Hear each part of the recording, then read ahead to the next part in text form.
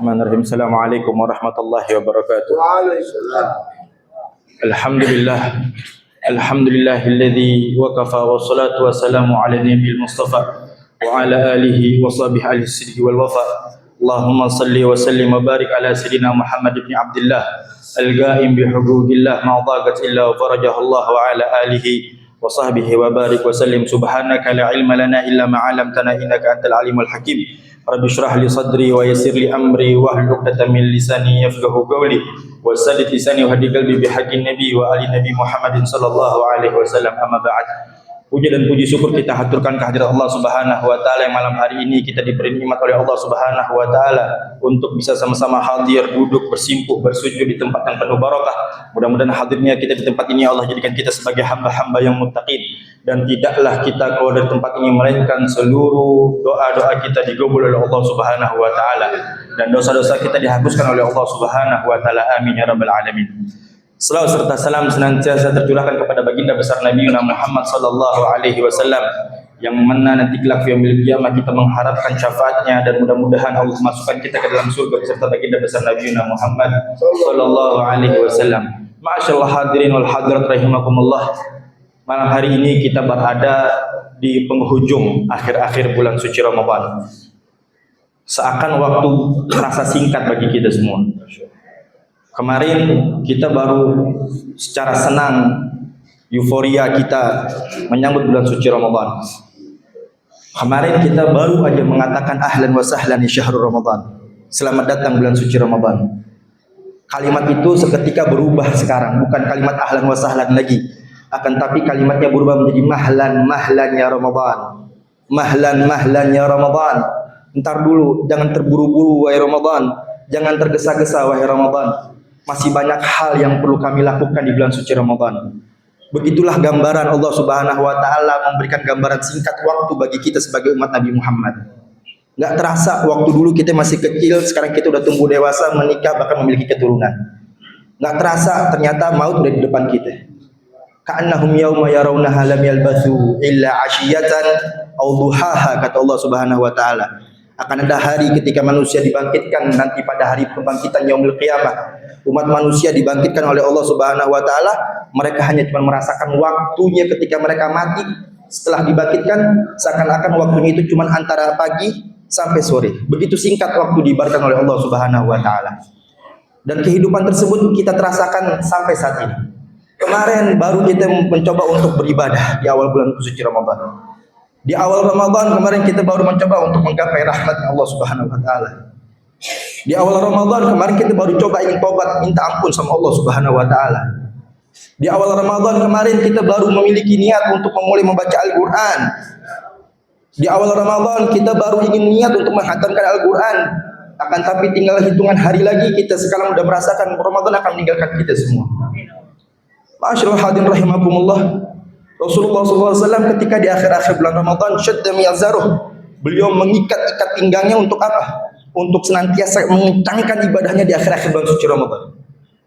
Karena di akhir bulan suci Ramadan seperti saat ini hanya manusia-manusia yang dipilih oleh Allah Subhanahu wa taala untuk mendapatkan idgun minan nar, pembebasan dari api nerakanya Allah Subhanahu wa taala.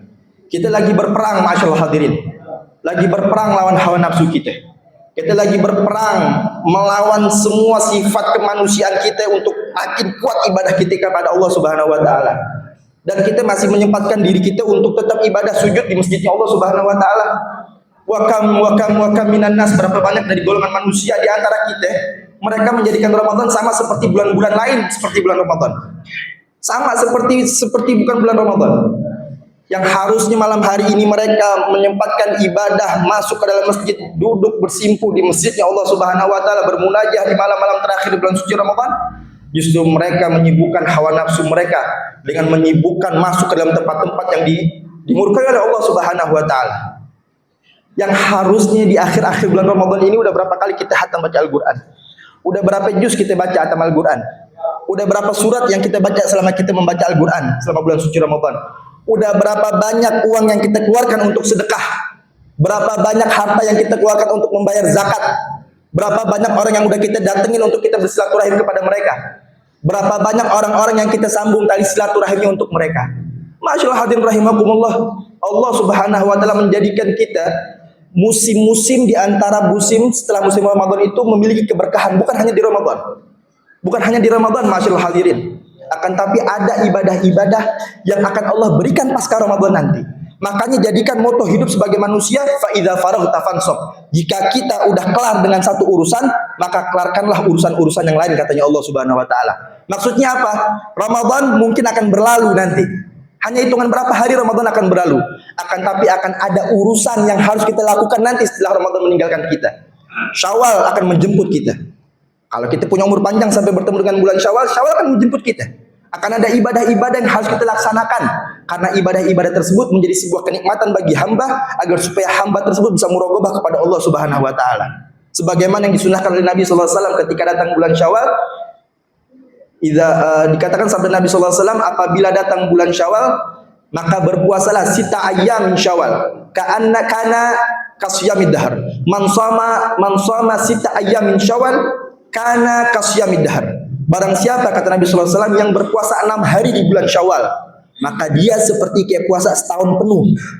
Kita puasa 30 hari di bulan Ramadan, tapi ketika kita melanjutkan ibadah nanti di bulan Syawal, walaupun cuma hanya 6 hari, Nabi menganjurkan 6 hari puasa di bulan Syawal.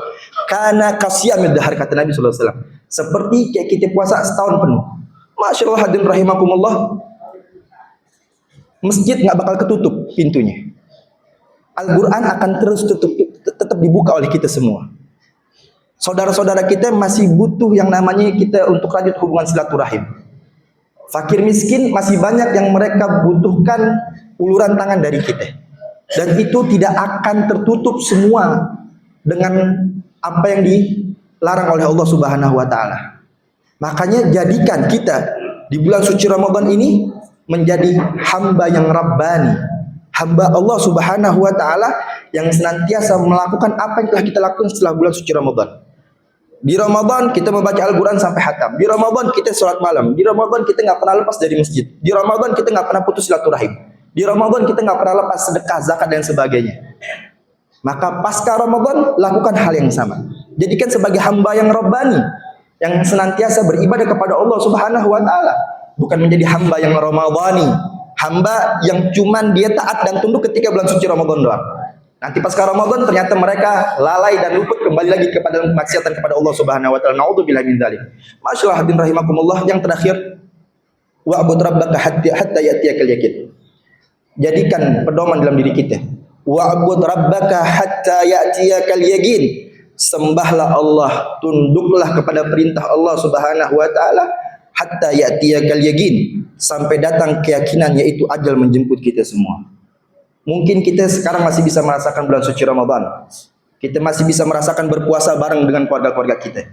Tapi kita nggak tahu apakah besok, lusa, atau dan seterusnya. Atau ternyata kita tidak bertemu dengan Ramadan yang di tahun yang akan datang. Maka dari itu jadikan malam ini sebagai malam yang terakhir buat kita. 23 hari kita udah lari maraton, tinggal 7 hari kita menuju finish. Harus semangat menuju finish, jangan kita kendor lari kita. 23 hari kita udah lari maraton dengan susah payah, menahan lapar, haus dan lain sebagainya. Tinggal 7 hari ke depan kita menuju finish. Ayo, kencangkan ikat pinggang kita, kencangkan semangat kita, kuatkan istiqamah kita untuk meraqabah, mendekatkan diri kita kepada Allah Subhanahu wa taala, dan raih malam Lailatul Qadar. Sebagaimana yang dikatakan oleh sebagian ulama di dalam kitab, bahwa prediksi Lailatul Qadar, jika Ramadan dimulai pada hari Kamis, kemungkinan yang sering terjadi di kalangan ulama, Lailatul Qadar akan terjadi pada malam 25, seperti malam sekarang. Malam 25. Malam 25, malam ganjil seperti sekarang.